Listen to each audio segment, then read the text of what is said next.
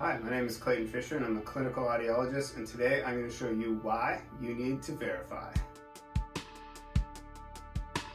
If you're not verifying, you're basically doing your fitting with the blindfold on.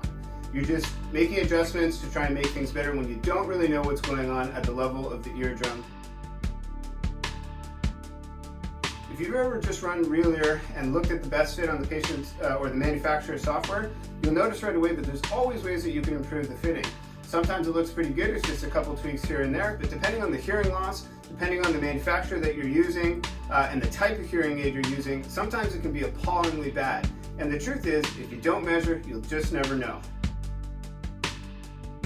It shouldn't come as a surprise that when hearing aids are appropriately fit and the output is measured and adjustments are made, that patients actually wear hearing aids that are well fitted for them. And as such, hearing aid acceptance increases and exchanges and returns decrease, and people are just much more satisfied overall. So you might be wondering, well, does this actually work? Does Real Ear actually improve patient outcomes? Well, a recent meta-analysis came out that looked at exactly that. Basically what it shows is that on every parameter that they looked at, patients prefer hearing aids that are fit properly with Real Ear measurements. Doesn't matter if it's self-reported listening ability, overall preference with the hearing aids, speech intelligibility and quiet, speech intelligibility and noise, sound quality. Patients just do better with hearing aids that are properly fit. That's the end of the story. Again, surprise, surprise, if we measure versus predict what's going on in the ear, patients come back less for follow-up adjustments. It just makes sense. And if they come back for follow-up adjustments, you have a baseline that you know is real and accurate that you can go off of instead of just taking shots in the dark. Whether you run Real Ear or not actually affects how your patients look at you. No surprise there. If you just hook the hearing aids up to the computer and press the best fit button, doesn't it really add a lot of value, does it? In fact, they could probably just do that on their iPhone. But if you put the probe tubes in their ears, you measure the fitting carefully, you adjust for their comfort level, you ensure audibility, no doubt the patient is going to say, wow, I've really got something out of this process, and quite frankly, they have. As clinicians, we need to know how appropriate the fitting is, and the truth is, if we don't measure, we have no way of knowing.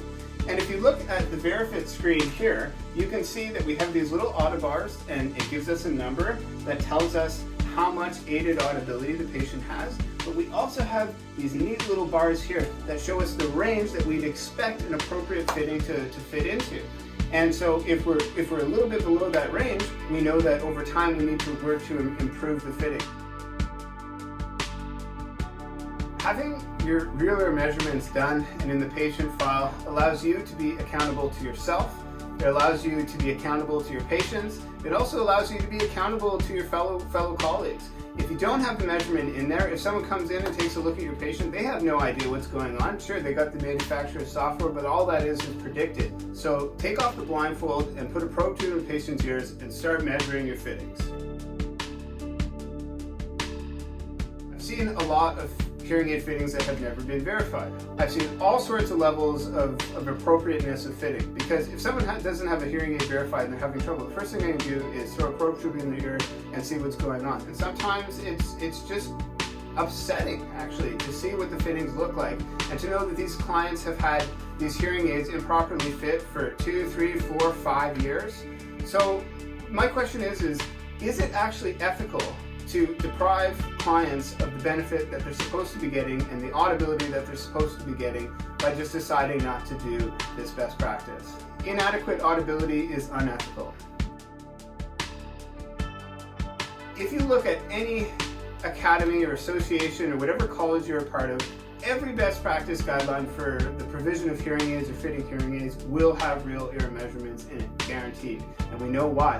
All patient outcomes are better because of it. So if that's a motivator for you, then get your Real Ear equipment or start using your Real Ear equipment just for that.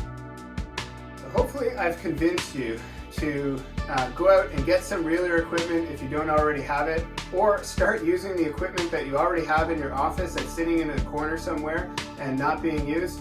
And if you're already doing Real Ear, hopefully this has got you fired up to maybe get some more of your colleagues doing it too. With the upcoming OTC tsunami coming, what I say is verify or die.